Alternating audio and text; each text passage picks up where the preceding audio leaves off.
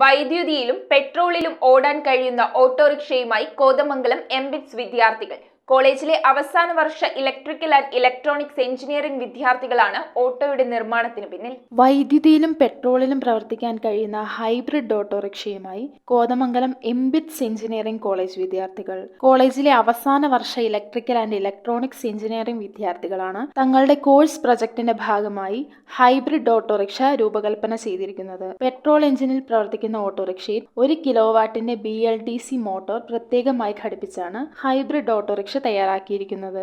Motor പ്രവർത്തിക്കുന്നതിനായി 60 AHന്റെ 4 ബാറ്ററികളും അതിന്റെ കൺട്രോളറും ഉൾപ്പെടുത്തിയിരിക്കുന്നു. ഒരേ സമയം പെട്രോളിലും വൈദ്യുതിയിലും ഈ വാഹനം ഓടിക്കാൻ കഴിയും. കൂടാതെ ബാറ്ററിയുടെ ചാർജ് തീർന്നാൽ പെട്രോളിൽ മാത്രമായും ഉപയോഗിക്കാൻ സാധിക്കും. വൈദ്യുതിയിൽ മാത്രം ഉപയോഗിക്കുകയാണെങ്കിൽ വാഹനത്തിന് 60 മുതൽ 80 കിലോമീറ്റർ വരെ സഞ്ചരിക്കാൻ കഴിയുമെന്ന് വിദ്യാർത്ഥികൾ അവകാശപ്പെടുന്നു. അവർ നേരിടുന്ന ഏറ്റവും വലിയ പ്രശ്നം ഒന്നെങ്കിൽ പ്യുവർലി പെട്രോൾ വണ്ടി ഓടിക്കുമ്പോൾ അവർക്കത് പെട്രോൾ അടിച്ച് ഓടിക്കുമ്പോൾ ഒരു മുതലാകാതെ വരിക, അല്ലെങ്കിൽ പ്യുവർ ബാറ്ററി ഓടിക്കുമ്പോൾ അതിന് അവർക്ക് മൈലേജ് കൊണ്ടാക്കാതെ വരിക, അത് ഒരു ഉദ്ദേശിക്കുന്ന റേഞ്ച് കിട്ടാതെ വരിക. അങ്ങനെയുള്ളൊരു സന്ദർഭത്തിലാണ് നമ്മൾ അവരുടെ പ്രശ്നങ്ങളെ പറ്റി ആലോചിച്ചപ്പോൾ അവർക്ക് പരിഹാരം എന്ന നിലയിൽ ഹൈബ്രിഡ് ഓട്ടോ ചെയ്യാമെന്ന് വിചാരിച്ചത്.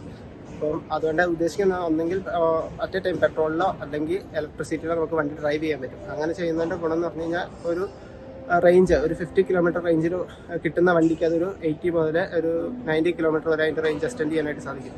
അപ്പോൾ ഇപ്പോൾ ഒരു സ്റ്റാർട്ട് ചെയ്യുന്ന സമയത്തിൽ നമുക്ക് വേണമെങ്കിൽ ഇലക്ട്രിക്കൽ അല്ലെങ്കിൽ പെട്രോളിൽ സ്റ്റാർട്ട് ചെയ്തുകൊണ്ട് അവരുടെ കൺവീനിയൻസ് അനുസരിച്ച് കയറ്റം നിരപ്പ് അനുസരിച്ച് ഷിഫ്റ്റ് ചെയ്ത് വണ്ടി കൺവീനിയൻറ്റ് ഓടിക്കാൻ സാധിക്കും ഒരു ഡിസൈനിലൂടെ.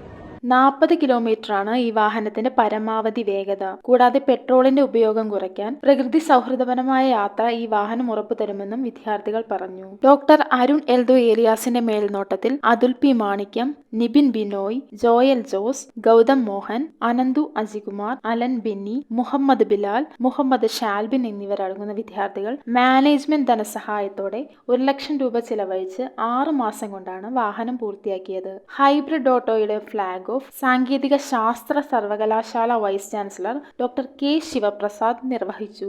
College secretary Binoy Thomas Mannancherry, treasurer Binu K Varghese, director doctor Shajan Kuriakose, principal in charge professor Johny Joseph, professor Leena Thomas, doctor Arun Eldho Elias എന്നിവർ സന്നിഹിതരായിരുന്നു. News bureau, Kothamangalam. 3.5 വർഷം മുൻപ് അവളുടെ ആഗ്രഹത്തിന് ഇതുപോലൊരു ലെറ്റർ ഞാൻ കൊടുത്തു.